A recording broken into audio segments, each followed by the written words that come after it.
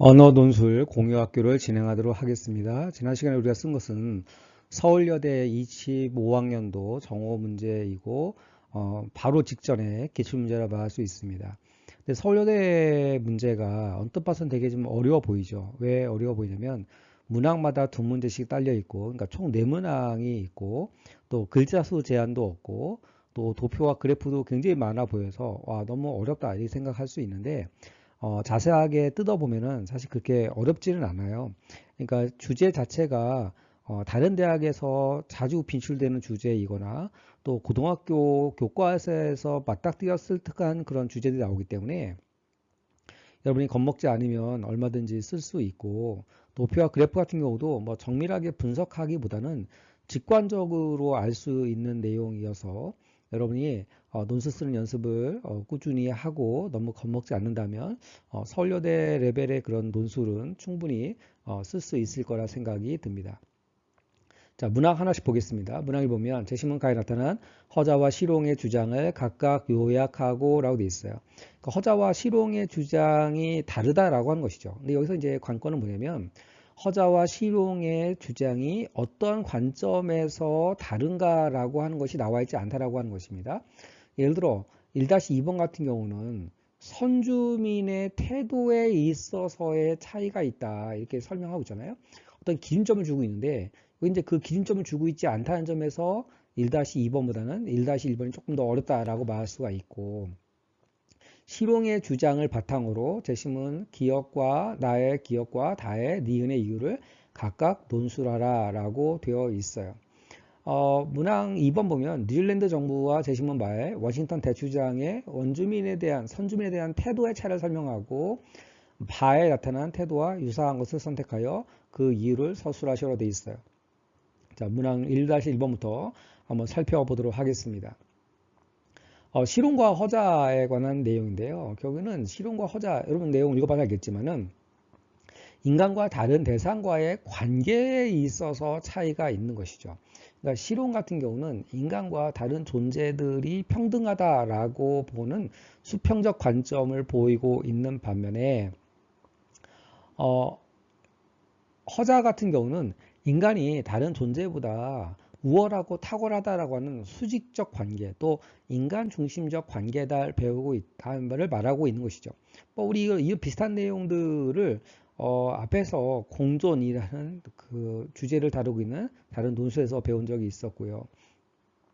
결국에는 허자 같은 경우에 왜 인간이 다른 동물보다 더 탁월하냐라고 얘기하면 금수나 초목은, 그러니까 인간 이외의 다른 금수와 초목은 지혜나 깨달음도 없고 예법이나 의리도 없다. 그렇기 때문에 인간이 다른 존재보다 탁월한 존재다라고 이야기하는 거고, 결국에 실용은 아니다. 이런 금수와 초목도 지혜나 깨달음이나 예법이나 의리가 있다라고 말하고 있죠. 그런 점에 있어서 이 만물이 사람과 동등하게 귀하냐 아니면은 만물은 사람보다 열등하냐라고 하는 차이점을 가지고 있는 것이죠.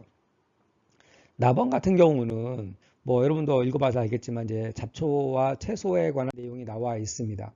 그러면 게으름이 농부의 악덕은 아닐 것이다라고 되어 있어요. 근데 우리가 보니까 왜 그러니까 채소가 반이고 잡초가 반이에요. 그러면 잡초를 뽑지 않았으면 농부가 게을렀나 보다라고 생각할 수 있지만 왜 잡초를 반이라고 남겨놓은 이유는 뭐냐면 채소가 유용하다라고 생각하는 것은 인간의 관점에서 필요하기 때문에 우월하고 잡초는 인간에게 효용성이 떨어지기 때문에 열등하다라고 생각하는 것이죠. 이제 그런 의미에서 채소든 잡초든 인간의 관점에 있어서 한 가지 관점에 있어서의 구분이지 그것이 본질적으로 차이가 있다고 말하는 게 아닌 거예요. 그런 의미에서 농부가 잡초를 다 뽑지 않는다 하더라도 결국에는 그것은 농부가 게을러서 그런 것이 아니다. 뭐 이런 내용이 나와 있는 거고요. 제10번 답원은 우리가 앞에서 이야기했던 동물복지에 관한 내용이 나와 있어요. 앞서 다른 대학의 논술 문제도 이런 내용이 나와 있었죠. 여러분 기억나죠? 뭐 어머니가 다람쥐가 왔는데 다람쥐가 어머니 말을 알아듣는 것 같아서 너무 예뻐서 이제 그 도토리를 준 거죠. 근데 다람쥐가 그 도토리를 먹다 보니까 자기 먹이를 이렇게 얻는 방법을 이제 잃어버리게 되고 그러면서 송골매에게 잡아먹었다. 뭐 이런 얘기가 나와 있는데 결국에는 동물복지라고 하는 것은 인간과 같은 기준으로 볼 때 오히려 더 문제가 생길 수가 있다. 이제 되게 위험하다라고 하는 거죠. 그러면서 동물복지의 기준을 세우는 것은 쉽지 않다라는 내용. 뭐 다른 대학에서도 풀었던 문제이고 또 어렵지 않은 내용이기 때문에 또 우리가 예시 담아서 살펴볼 거기 때문에 이 정도만 살펴보도록 하겠습니다. 그 다음에 라번과 마번에 관한 내용이죠. 그러니까 마오리족에 관한 내용인데 두 가지 입장이 다르죠. 그러니까 뉴질랜드 정부는 마오리족과 뭐예요? 공존을 위해서 많은 노력을 하고 있다. 뭐 문화를 살리고 그러니까 뭐 문화를 살리고 뭐 박물관마다 마오리족의 그런 문화 자료를 놓고 예술품 전시하고 뭐 이런 것들. 결국엔 이제 마오리족과의 공존을 강조하고 있는데 워싱턴 대추장은 서로 반대이죠. 그러니까 땅을 사고 싶다라는 내용은 이런 마오리족의 문화나 이런 거주를 일종의 경제적 가치로 매매할 수 있다라고 보는 거죠. 그 다음에 이제 그런 의미에서 좀 더 다른 입장을 가지고 있다. 만약에 우리가 땅을 팔지 않으면 백인들이 총을 들고 와서 우리 땅을 빼앗을 것이다 라고 말하는 거예요. 결국에는 이제 공존보다는 뭔가 힘의 논리에 의해서 마오리족을 내쫓으려고 하는 그런 태도를 가지고 있다는 점에 있어서 뉴질랜드 정부와 워싱턴 대추장의 마오리족에 대한 태도가 다르다라고 보는 것이고 뉴질랜드 정부 같은 경우는 마오리족과의 공존을 강조하고 대등한 관계를 인정하는 반면에 워싱턴 대추장 같은 경우는 뭔가 추측적이고 힘의 논리에 의해서 정복하려는 그런 태도를 보이고 있다. 뭐 그렇게 어렵지 않은 내용입니다. 밥원에 관한 내용은 이것이 이제 결국에는 그 뉴질랜드 정부나 또는 워싱턴 대추장의 관점 중에서 어디에 더 맞느냐라고 하는 것이죠. 여러분 어디에 더 맞아요? 그렇죠? 내용을 읽어보면은 결국에는 뉴질랜드 정부와 같이 서로 혀를 핥아주기도 하고 또 뭔가 그 아름다운 이야기를 서로 공유하고 뭐 이런 또 느티나무들끼리 때로는 상처를 주기도 하지만 그러면서도 뭔가 자기들끼리 뭔가 그 위로하고 또는 공존하고 이런 모습을 보이고 있기 때문에 앞서서 본다면은 실용의 관점 여기에서는 뉴질랜드 정부의 관점으로 해석할 수 있다. 뭐 이렇게 이제 볼 수 있습니다. 문학 2번 보면 제시문 가의 밑줄 친 기억을 중심으로 그림 1과 그림 2를 각각 설명하고 제시문 나와 그림 1, 2를 활용하여 뉴욕이 도시로서 가지는 계층적 특성을 서술하시오에. 그러니까 서술한다는 얘기는 이제 자기 생각이 들어갈 필요가 없다라고 하는 것이고요. 그림 3의 현상을 분석하고 그것이 초래한 생활 양식의 변화를 그림 4, 5, 6을 통해 설명한 다음에 그로 인해 나타난 문제점을 제시문 다의 밑줄 친 니은의 측면에서 제시하고 해결 방안을 서술하시오라고 되어 있어요. 뭐 되게 복잡한 내용처럼 보이는데 문항 2-1번은 그림 1과 그림 2를 간략하게 설명하고 뉴욕이 어떤 특징을 갖느냐라고 하는 것과 왜 그런 특징을 갖는지에 대한 이유를 서술하는 게 2-1번이고요. 2-2번 같은 경우는 아까 말한 것처럼 이런 현상을 분석하고 결국에는 문제 해결형이죠. 어떤 현상이 문제점인데 현재상 문제점인데 그 문제점에 대한 해결 방안을 말하라 라고 하는 내용입니다. 여기는 결국에는 이제 인터넷에 관한 내용인데 뭐 여기 뭐 네트워크 이런 말이 나와 있고 복잡하게 나와 있지만 사실은 그렇게 복잡하지 않아요. 여기 이제 네트워크나 또 연결선, 뭐 노드, 뭐 이런 단어들이 있죠. 그 다음에 이런 노드들이 연결되는 수, 결국에는 이런 노드들이 연결되어 있다라고 하는 것은 또 항공망이 연결되어 있다라고 하는 것은 결국에는 세계의 중심이다라고 하는 거고 세계의 허브로서 최상위 도시의 면모를 가진다라고 하는 거예요. 결국 이것이 이제 뉴욕의 계층적 특성을 나타내는 그런 내용이라고 말할 수가 있겠죠. 도시 간의 규모에 관한 내용이 지금도 앞에서 설명했던 나와 있습니다. 그러니까 이제 최상위 세계 도시라고 되어 있어요. 그러니까 이제 그 뉴욕이 최상의 세계 도시이겠죠. 이제 반대로 이제 하위 세계 도시도 있겠죠. 이것들을 이제 구분하는 것들이 아까 말한 것처럼 뭐 생산자 서비스업의 뭐 부분의 집중도라든가 국제기구의 본부가 몇 개냐, 국제항공 승객수가 얼마냐, 아까 이제 네트워크, 통신의 결절이 얼마냐라고 따라서 이제 나누어질 수 있다라고 하는 내용이 쭉 나와 있고, 아까 이제 뭐 노드, 네트워크, 뭐 통신망 이런 내용이 나와 있잖아요. 이제 저 도표가 뒤에 나와 있으니까 그 내용을 제가 더 자세하게 설명하도록 하겠습니다. 마번 같은 경우는 이제 현대 사회에 어떤 이제 문제점을 나타내고 있다고도 볼 수 있어요. 여기는 이렇게 파편화되고 적대적인 삶의 위기를 가지게 된다라고 하는 거예요.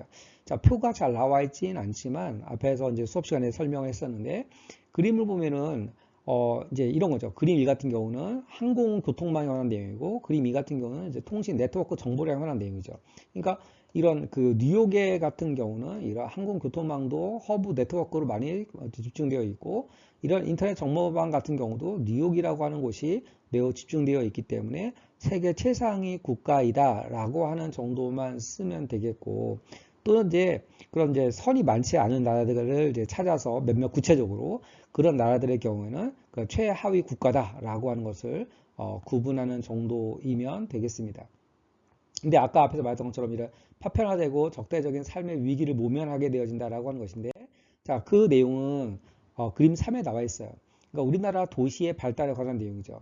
그러니까 앞선 시대보다는 뒤의 시대에 도시들이 굉장히 많이 발달되어 있는데, 도시들이 많이 발달되어 있죠. 근데 이런 도시들의 발달이라고 하는 것들이 도시들이 많이 발달됐지만 여전히 생활들은 도시 중심적으로 이제 파편화되고 있다라고 보여지는 거고요. 사실은 그림 4가 매우 중요합니다. 왜냐하면 상주 인구와 주간 인구의 저수에 관한 내용인데 서울 중구 같은 경우는 뭔가 이제 상주 인구는 이만큼인데 거주 인구는 이만큼 주간 인구가 많은 거예요. 무슨 얘기예요? 그러니까 중구에 사는 사람은 이만큼밖에 안 되는데 직장이나 어떤 사업 때문에 와서 거주하는 인구 이만큼 많다는 얘기죠. 그러니까 대부분의 경우에 그렇습니다. 이러한 도시, 이러한 지역의 한계가 뭐냐면 보세요. 여러분 24시간 살아가는 동네가 아니라 일자리 때문에 또 사업 때문에 잠깐 왔다 가기 때문에 긴밀한 인간관계가 잘 형성되지 않겠죠. 그러면 앞에 나왔던 단절적인 관계, 파편화된 단계라고 하는 것이 여기서 이제 도출되어질 수 있다라고 하는 것이고 1인 가구의 증가도 역시 마찬가지죠. 그래서 뭐 나우드 산다 이런 프로그램에서도 볼 수 있듯이 이런 이제 1인 가구의 증가라고 하는 것들도 인간관계 단절과 또 인간관계의 파편화를 이야기하고 있고 뭐 도표가 잘 나오지 않지만 여전히 이제 다른 사람과의 소통의 수준이 매우 열악한 관계다라고 하는 것을 좀 더 여러분이 표에서 구체적으로 찾으면은 도표 분석은 직관적으로 금방 풀 수 있을 것처럼 보입니다. 자, 예시 답안을 간단하게 보고서 우리 강의를 마칠 텐데요. 실용은 사람의 몸과 마음이 차이가 없다고 주장하는 반면에 실용 차이가 없다. 평등주의죠. 허자는 사람이 몸을 만들어와 차이가 있어 다른 사람이 생물 중에 가장 귀하다고 여긴다.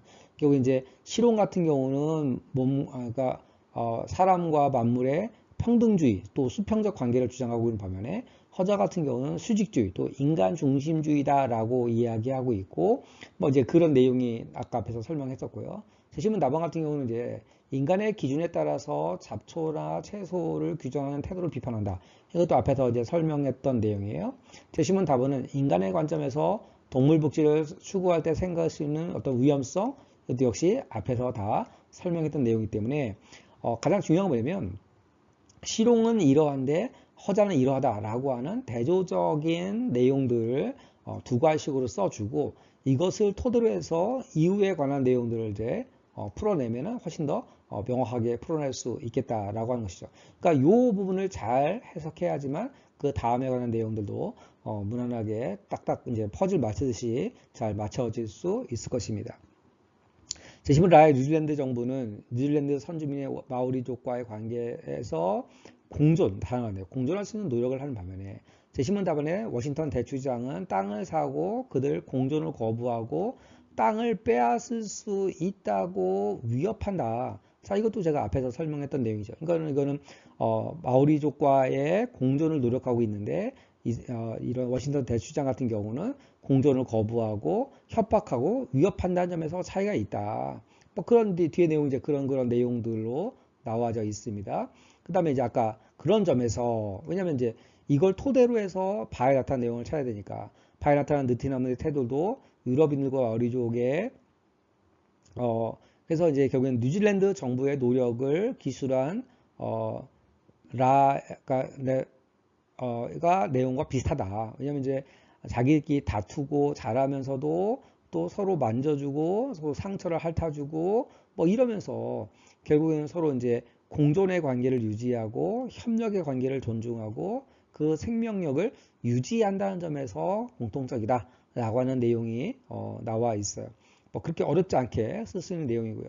앞에 나와 있는 그림 1 같은 경우는 항공교통망을 얘기하고 그림 2는 인터넷의 전송량을 얘기한다. 이제 그 도표가 무슨 그림인지 알아야겠죠. 그러면서 뭐 네트워크에 관한 내용들, 노드에 관한 내용들, 이제 최상위 국가 같은 경우는 뭐 뉴욕이라든가 런던이라든가 도쿄 등과 같은 내용이고요. 그 다음에 뭐 산티아고나 라오스나 오클랜드 같은 경우는 상대적으로 이제 적은 국가이다. 뭐 이런 내용들이 나와서 도시의 계층을 설명할 수 있다. 왜냐하면 뉴욕은 항공교통망도 연결되어 있을 뿐만 아니라 또 수송이나 공강의 이용의 여객수가 많고 인터넷 통신망이 많다. 이런 점에 있어서 우리가 뉴욕을 최상위의 도시국가라고 특징 지을 수 있다. 뭐 너무나 상식적이고 직관적으로 알 수 있는 내용들입니다. 2-1번 같은 경우 우리나라 도시 수와 상당한 도시당 인구 수에 관한 내용인데 우리 사회가 이제 도시화를 의미하고 있다라고 되어 있어요. 도시들이 점점점 이제 많아지고 있다라고 하는 거고 여기서 도시임에서 주간 인구가 상주 인구보다 많다라고 하는 거죠. 특히 이제 서울 중구 같은 경우는 마찬가지죠. 그러니까 이제 주간 인구는 낮에 이제 서울 중구로 출근하는 그러니까 그런 어떤 지역민과의 어떤 인격적이고 상호작용에 부족할 수밖에 없는 그런 이제 문제를 가지고 있다라고 하는 것이고 그러니까 이웃과 활발하게 소통하는 경우가 어려울 수 있겠다. 또는 왜냐하면 이제 거주 지역과 근무 지역이 분리되어 있기 때문에 이웃과 접촉할 기회가 없다. 우리 뭐 앞에서 다 설명했던 내용이고요. 그러면서 이제 개인주의적 성향이 강할 수 있다라고 하는 거고, 그래서 뭔가 그 고립감을 느끼는 사람이 많다라고 하는 거죠. 아까 이제 뭐 1인 가구에 관한 내용도 이야기했고, 이웃과의 소통의 정도에 관한 그래프를 이렇게 이제 풀어서 쓰면 되겠습니다. 따라서 이제 여기서부터 이제 해결 방안이죠. 재심은 다의 관점에서 이러한 문제 해결하기 위해서는 지역 커뮤니티에서 이웃과의 일상적이고 자연스러운 소통을 통해 소소한 관계를 회복하고 시민적 공동체를 형성해야 한다. 사실 이제 시민의 공공성이라는 단어 나와 있지 않지만 뭐 이 정도의 개념을 도출시켜서 쓰면은 뭐 어렵지 않게 문제를 쓸 수 있을 것입니다. 자, 서울여대 25학년도 정오 문제 해설 문제를 여기서 마치도록 하겠습니다. 여러분 고생했습니다.